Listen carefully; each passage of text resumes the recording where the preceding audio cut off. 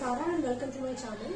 और आज मैं बात करने वाली हूँ किडनी स्टोन के बारे में, जिसे हम मेडिकल टर्म्स में नेफ्रोलिथियासिस, यूरोलिथियासिस या रीनल कैलेप्टाई भी कहते हैं, और जिसे आम बोलचाल भाषा में गुर्दे की पथरी किसी भी के नाम से भी जानते हैं। तो किडनी स्टोन बहुत कॉमन प्रॉब्लम है और इससे लगभग 4 से 5% जो पॉपुलेशन है कहीं ना कहीं अफेक्टेड होती है, क्योंकि आज के टाइम में जो हमारी लाइफस्टाइल है वो काफ़ी हद तक इसके लिए जिम्मेदार है।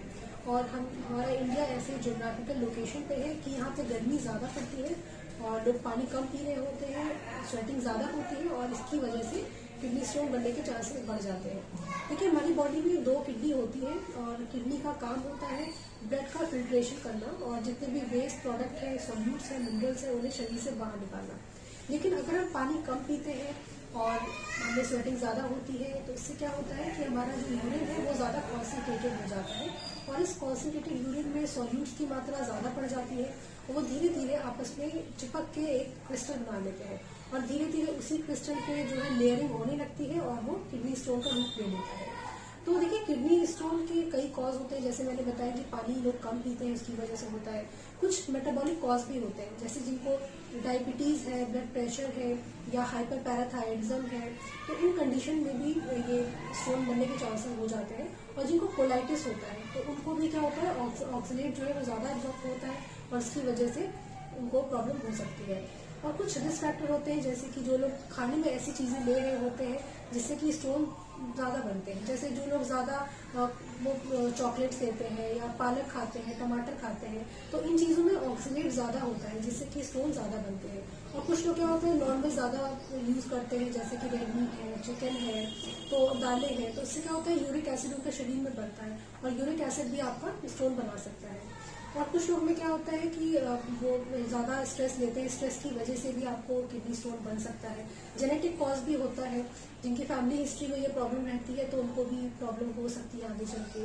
और कुछ कॉन्जेनिटल मैलफॉर्मेशंस होता है, मतलब उनकी किडनी का स्ट्रक्चर ही ऐसा होता है कि वहाँ पे यूरिन स्टैग्नेट होता है, रुकता है, जैसे कि जिनकी हॉर्स शू शेप टाइप की किडनी होती है तो उनको ये प्रॉब्लम हो सकती है।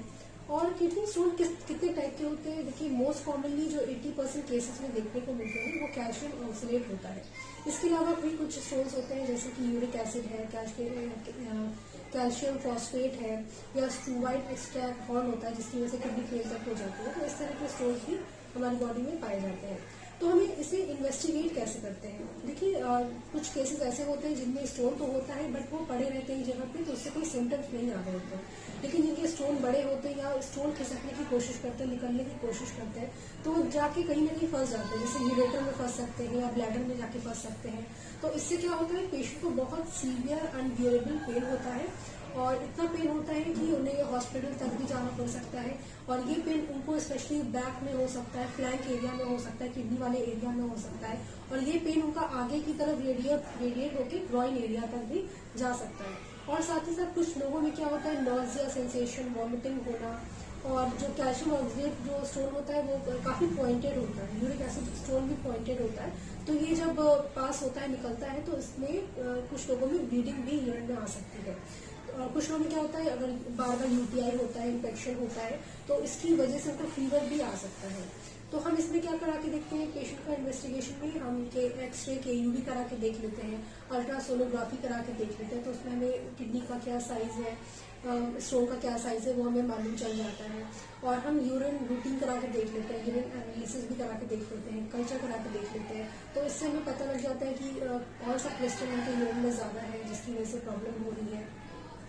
और साथ ही साथ हम किडनी फंक्शन टेस्ट भी करा के देख सकते हैं, क्योंकि जो ज़्यादा बड़े स्टोन होते हैं, फंसे होते हैं, तो उसकी वजह से किडनी भी कुछ हद तक डैमेज हो जाती है, तो वो भी हम करा के देख लेते हैं। तो देखिए, किडनी स्टोन कुछ लोगों में क्या होता है, बार बार रिकरेंट होता है, वो एक बार स्टोन उनका निकल जाता है तो बार बार उनकी बॉडी की टेंडेंसी ही होती है जेनेटिक कॉज की वजह से या डाइटरी फैक्टर की वजह से, तो उनका बार बार स्टोन बनता रहता है। अब मैं ट्रीटमेंट की अगर बात करूँ तो देखिए, होम्योपैथी में इसका बहुत अच्छा ट्रीटमेंट है और इसको गारंटी के साथ आप स्टोन को निकाल सकते हैं। और जो बार बार आपकी रिकरेंसी हो रही है स्टोन की, तो वो इसे भी पूरी तरह से खत्म करती है। और अगर आपका 10 mm से कम या 10 mm तक का स्टोन है तो वो आपका लगभग 2 से 3 महीने में निकल जाता है। इसके बड़े स्टोन को निकलने में थोड़ा टाइम लगता है बट वो भी निकल जाता है। तो होम्योपैथी में जो फ्रिक्वेंटली यूज होने वाली मेडिसिन है जैसे कि लाइकोपोडियम है, बर्बरीज है, परेरा ब्रेवा है, ऑसिमम सैन है और हाइड्रेंजिया है। तो इस तरह की बहुत सी दवाइयाँ और होती हैं जो पेशेंट की हिस्ट्री और उनकी स्टोन की साइज के आधार पर हम उनको देते हैं। तो अगर आपको भी किडनी स्टोन है तो आप होम्योपैथी जरूर लें। होम्योपैथी से रिकरेंसी को हम रोक सकते हैं, क्योंकि आप एक बार इसकी सर्जरी करा लेते हो तो उससे आपको दोबारा भी स्टोन बन सकता है और बार बार सर्जरी से आपकी किडनी खराब भी हो सकती है। तो उससे आप बिना सर्जरी के आप होम्योपैथी से ट्रीट कर सकते हैं। तो आप अगर आपको प्रॉब्लम है स्टोन की तो आप अपने नियर बाय किसी होम्योपैथिक डॉक्टर से जरूर कंसल्ट करें। और अगर आप मुझसे कांटेक्ट करना चाहते हैं तो स्क्रीन पे दिए नंबर पे आप कांटेक्ट कर सकते हैं।